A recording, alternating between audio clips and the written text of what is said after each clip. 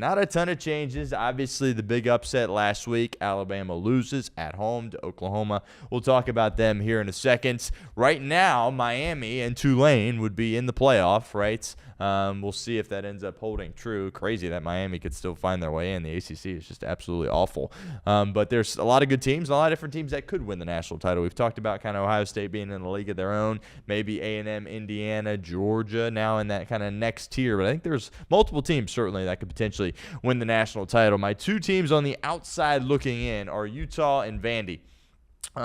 Utah has lost a couple of games. They got smacked by Texas Tech early, and I was like, oh, maybe Utah's not as good as we thought, but they have just been rolling people these past few weeks. Obviously, UC got a rough end of that there as they got dominated by the Utes. Still think there's a potential shot that they could sneak into this thing. They're going to need some help, but I have them just barely on the outside looking in. And also Vanderbilt, right? I think there's a possibility you could get 6 SEC teams in. Not going to predict it, but there is a world where that can happen, and Vandy's got an opportunity to pick up a huge win the final week of the season as they go to Tennessee to play the Volunteers, which would be a massive win. But regardless, Clark Lee, tremendous year to this point. Pavia, say what you want about him. He's had a good year, good decision by him, obviously. Doing whatever he could to come back. It's been well worth it for Diego Pavia. But Vandy, perhaps, don't sleep on them. They're not completely out of this thing yet.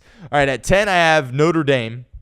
Last week I had them at 9, and the college football playoff rankings have them at 9 there as well. They beat the tar out of Pitt 37-15. Pitt, of course, was ranked, and I obviously dropped them down a notch in the rankings. So you might say, oh, that's crazy. They're not better than Alabama. Let's just say it how it is. Notre Dame, if they played Alabama, neutral site, Alabama would be favored. Alabama is a better football team. I understand they lost to Oklahoma. We'll touch on them in a second. But, Notre Dame, we said they were going to win out after those 2 early losses to Miami and Texas A&M, but let's not act like they're beating Georgia, right, or beating Ohio State or beating Indiana. They're not knocking off those teams. They've beat some solid teams. I understand that, and they deserve a lot of credit for that, right? USC, quality team. Quality win. Pitt, obviously ranked, quality win, but Alabama, they've beaten Georgia, obviously, and, Alabama's strength of schedule, a lot more impressive, certainly, than what Notre Dame has had to deal with. I would have Alabama 1 spot ahead of them. That's not how the committee sees it. The committee has Bama at 10.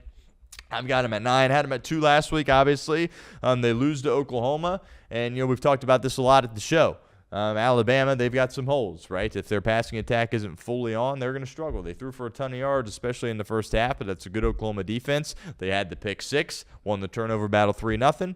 Obviously, Oklahoma wins that football game. Huge win for Brett Venables as they keep their playoff hopes alive. Alabama, if they beat Eastern Illinois and beat Auburn, they're in, right? If they don't, they're not. Unlikely to play in the SEC title game here at this point, but huge game for Kalen DeBoer because going to Auburn and playing Auburn in the Iron Bowl, especially with your playoff life on the line and Auburn having nothing to lose, totally different world than hosting them at Bryant-Denny Stadium. First loss of DeBoer's career, by the way, at Bryant-Denny, and that game in a couple weeks going to be awesome. We get Ohio State, Michigan there at noon, and then we'll have Auburn, Alabama later. Just a tremendous football game, and certainly very excited about that. But I have them at 9. At 8, Oklahoma. Last week, obviously, didn't have them in the top 10. The college football playoff ranking system has them at 8 there as well. They beat Alabama by 2. They're very much a defensive-minded team. That is their identity.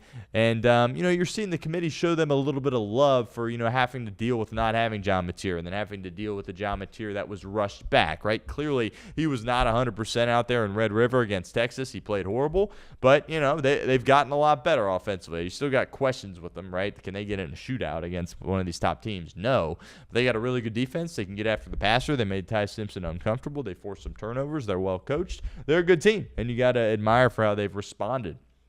For their losses against Ole Miss and, of course, against Texas there as well. They've handled it well. They've got a couple of big wins. They beat Michigan early, just beat Alabama.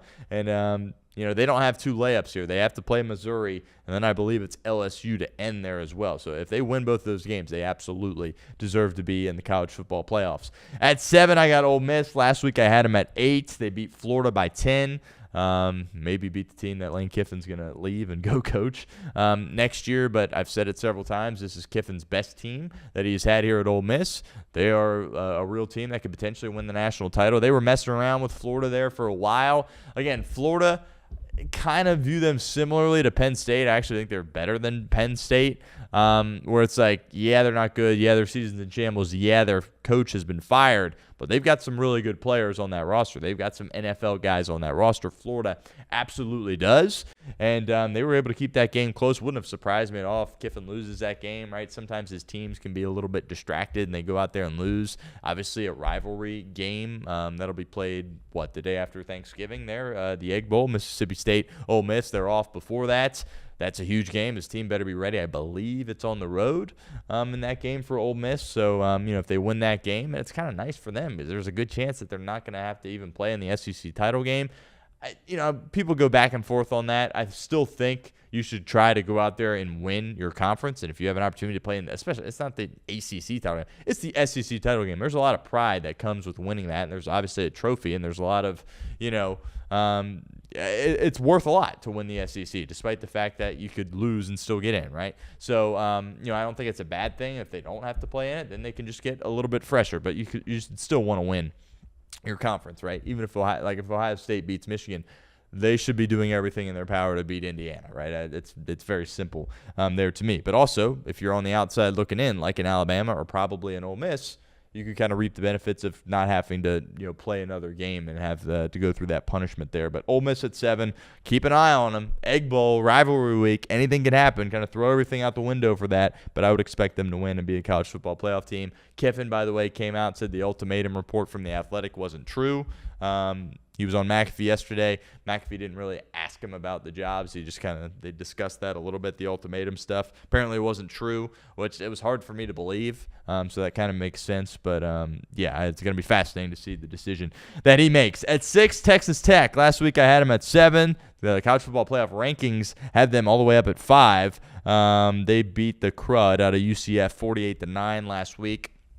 They're a really good team, right? Obviously, they're in the Big 12. It's not an SEC Big 10 school, but they're really good. They're well coached by Joey McGuire. They got a quarterback, Baron Morton. When he's healthy, he can deliver the rock. He's accurate with the football, and they got a really, really good defense. Rodriguez there at that linebacker spot. Bailey getting after the passer there along their defensive line. They're a really, really good football team. They could win the national title. I think people just have to wake up and understand that is something that could possibly happen, but I'm not ready to put them above Oregon, right? Oregon I have at 5. Last week I had them at 6. They dismantled Minnesota 42-13. College football playoff system has them all the way down at 7. Don't get it. Again, talk about this with the Iowa game. Oh, it was close and you kicked a game-winning field goal to win. You're in the elements. You were playing Iowa's game. You were at Kinnick. I think more highly of Oregon after that game than I did going into that game. And then obviously they just dismantled Minnesota. Lanning, I think the world of him. Dante Moore, he makes good decisions for the most part. They're big in the trenches. They can stop the run. They can run the football. They're a team that is built like a national title team. You can't be one-dimensional here, right? You got to be good on offense. You got to be good on defense if you want to win a national title. Oregon is. I've got them at 5. A&M, we talked about this yesterday. Oh, do you bring them down? Do you not? I've got them down. I've got them at 4. I'm leapfrogging Georgia. I'm putting Georgia at 3. A&M at 4. Congrats. You came back from the biggest deficit in school history and won the game, 31-30 against South Carolina. Again, people thought South Carolina was going to be kind of a dark horse in the SEC. That hasn't really materialized. Almost beat Alabama. Almost beat A&M, but almost ain't good enough. I still think very highly of A&M, but if I'm in a situation where they play Indiana or play Ohio State or even play Georgia, which we're going to see that, most likely, in the SEC title game. I don't know how I feel about that, but I've got A&M at 4. They fall back. College football playoff ranking system has them at 3, and I'm ready to leapfrog Georgia over them. That's who I got at 3. Georgia dismantled Texas 35-10. Don't look now, but here come the dogs, right? So, Kirby just finds ways to win games. Now all of a sudden they've kicked it into gear a little bit here. They messed around a little bit with Florida, but Florida's been feisty for a lot of different teams. They obviously lost the game to Alabama.